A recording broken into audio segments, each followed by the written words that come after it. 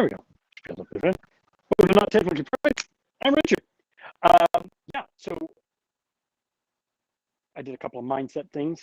Tonight I'm going to do something a lot simpler. I'm going to talk very specific tech. I'm going to talk a type of gadget, something that may be of interest, maybe not. We'll find out. You know, all of these devices that we use, all the media we use, all of this, there's a catch to it. Let's be honest, there's a thing to it. It requires a screen, and screens are usually, I mean, let's be honest, we don't want tiny screens. Big screen is nice. It's nice to have a big screen.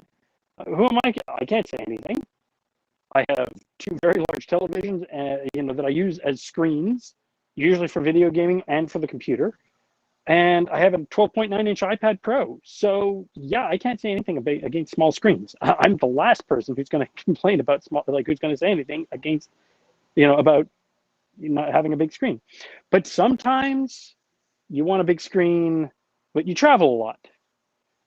You want a big screen, but you don't have a big place, or you're nomadic. Let's be honest, if you're in the digital age now, you could be a digital nomad. That's becoming increasingly an option, especially with work from home or work remote. So how do you get the big screen experience while still being able to move around or still saving that space? Let's be honest. Sometimes you don't want to have a lot of big clutter, or maybe you just want a screen for yourself because you're not interested in watching what the other person is watching. Perhaps you each want your own personal screen. That's perfectly okay, especially for gamers. It's interesting and very difficult to have one room with multiple large screens in it. It's not usually very feasible. And tonight, I present to you a solution.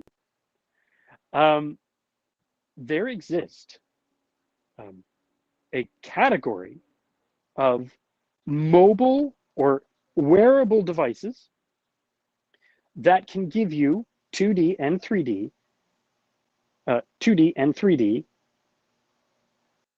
screens that are, for you, very big.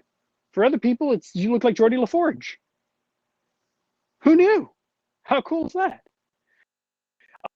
The other thing that's interesting about these screens, or these devices, is that increasingly they are smarter and smarter about how they produce these things, so that you do not need to have a wire. They wear like glasses, and you do not need to have a wire that comes down all the way to your device. They are starting to get smart about having basically wireless HDMI, like almost like a CAST system, or some things they have Android. They'll have an Android operating system built into the glasses, so you can stream your stuff in. You can use there's a number of them that can go different ways, which is really cool. I mean, really cool. Now, these things are not crazy expensive either. I mean, okay, in the scope of technology, right? If you figure you're going to buy a 55-inch television, you're looking at around $350 to $400, or $350 to $450, unless you want to go, crazy expensive. But here's the crazy part: some of these devices, these mobile or these personal viewing devices, can go upwards of 120 inch. It's the equivalent of a 120-inch screen. Okay, it's a 120-inch screen 8 feet away or 10 feet away. But that's, look, I can tell you, looking at a 65-inch from approximately 12 feet away is really nice. It's nice. It's big. It's not, in your face. And yes, if you wear glasses, most of them have accounted for this. So it's really, really neat when you get into these, portable devices where you literally, again, you look like Geordie LaForge. You put this thing on, and all of a sudden you've got this huge screen in front of you. Now, things you're going to want to know, right? If you start looking at these. Now, let me give you the name of a couple just to kind of give you an idea. And I wrote some notes just so I make sure I get this right here. I'm just going to present one. I mean, there's Oculus, which is known for their VR stuff, and I'll talk about that in a second. But there's the Oculus Quest 2. There's the Groovis. Groovis is a company that makes a number of these. Newest model being the Cinego Generation 2. And then there's one that I learned about today when I was doing my notes, Royole Moon, ROYOLEMOON. And they do, they have noise canceling headphones built in the whole thing. It's basically, it goes on your head. And they're getting lighter and lighter. Let's be honest, the batteries are getting lighter and smaller. Look how small the batteries get now. I mean, seriously. These things are amazing. And if you're, whether you're on a plane or whether you're, just gaming at home or whether you have to travel a lot, I mean, these things, and especially if you want to save space. Now, I mentioned that I talked about VR. So there's two types of these units. There's VR and AR. Well, what's the difference? Well, R stands for reality. So let's start with that. VR, virtual reality. I mean, most of these were originally designed for VR, but now they're really for home viewing. But if you're watching a 3D Blu-ray, for example, or something like that, where you actually do have the capacity for 3D input, especially in the gaming system, you can get these things in. Like they can display the 3D. So that is really cool to know. And the other thing that you want to know, so VR closes off the world. This is now your world. This headset. You don't see beyond it. If you need something where the screen is there, but you need to be able to see the world around you as well, then you're talking AR, augmented reality, in which the virtual images are superimposed on top of the real world. So that's interesting because you could have a screen, like let's say you have a job where, or here's an example. You want to go, you want to have a GPS while you're walking. Well, you don't want to be looking down at your phone. You could actually have the GPS on a virtual screen in front of you, but you can see right through it. You focus your distance. You focus the distance of your eyes on what you want to see. And instead of having a small screen like this, you have a larger screen projected in front of you. Google Glasses did this. Now, this is another technology that's really neat, where they use light, very well-balanced, calculated light. I know, I tried it, to print directly onto your retina. They do it in passes so fast that your eye sees it as fluid. Well, all screens do that, to be honest. They all run in passes. That's what hertz are. But anyway, that's what the refresh rate is how quickly it redraws.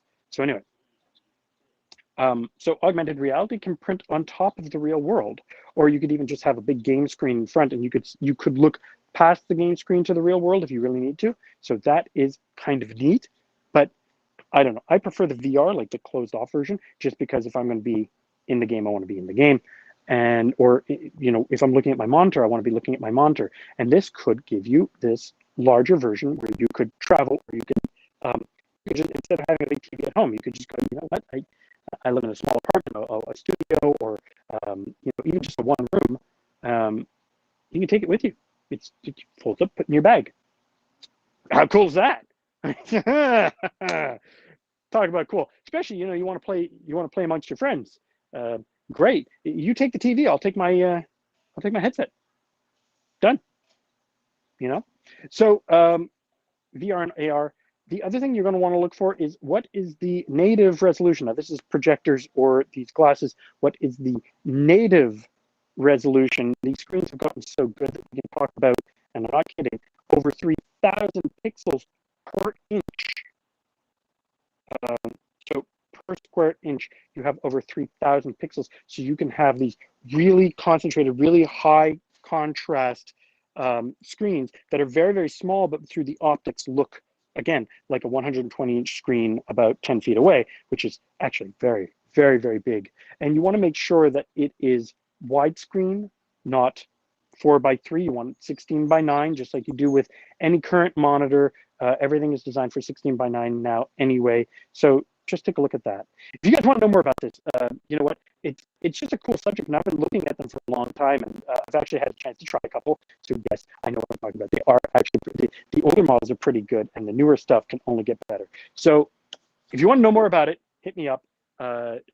Catch me by email. Catch me online. I mean, yes, it's gadget talk, but who doesn't love talking gadgets? Well, I love talking gadgets. If you want to talk gadgets, let's talk gadgets. Hit me up there. And that's just a quickie, just something fun. Have a look. Groovis, Royal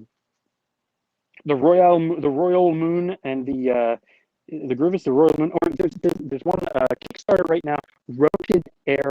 Again, that one's an AR. It's very clean, very high contrast, very, very neat, so that you can actually have this screen that you can look beyond. So something very, very interesting, and a lot of possibilities.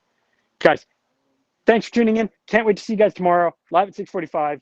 As always, I'm Richard. This is Not Technically Perfect, and I can't wait to see you guys then. Thanks so much. See you soon.